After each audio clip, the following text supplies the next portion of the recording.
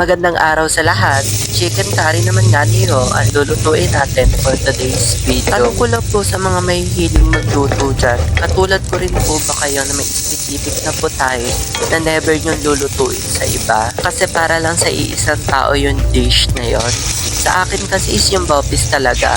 Never ko siyang lulutuin not unless siya yung kakain or isa siya doon sa kakain, no? O di kaya is, pag nag-crave ako sa bopis or pag yung pamilya ko syempre yung nag-request, saka ko lang siya lulutuin. Pero pag sa ibang tao, hindi ko talaga siya gustong lutuin kasi gusto ko sa kanya lang yung dish na yon.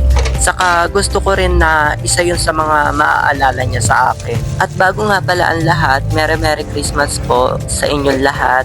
Sa mga naging kaibigan ko sa loob ng production, Merry Christmas po sa inyo. Sana pagpasok ng 2025, ganun pa rin tayo at hindi tayo magbabago. At syempre sa pamilya ko sa Marinduque, sa nanay ko, sa tatay ko, sa mga kapatid ko, at sa mga pamangkin ko, sa lola ko, sa mga tito ko at tita ko dyan, at sa mga pinsan ko dyan sa Marinduque.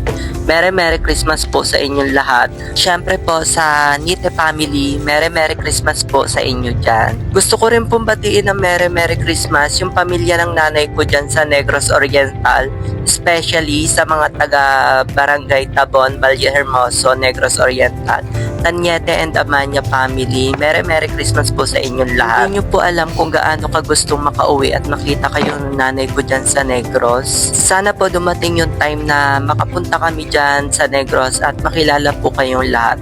Merry Christmas po sa inyo dyan sa Negros. At syempre sa special person ko, Merry Christmas sa iyo, Pers. Ikaw ang pinaka-highlight ng 2024 ko. Maraming salamat at nakilala kita. Ginawa mong memorable at 2024 ko.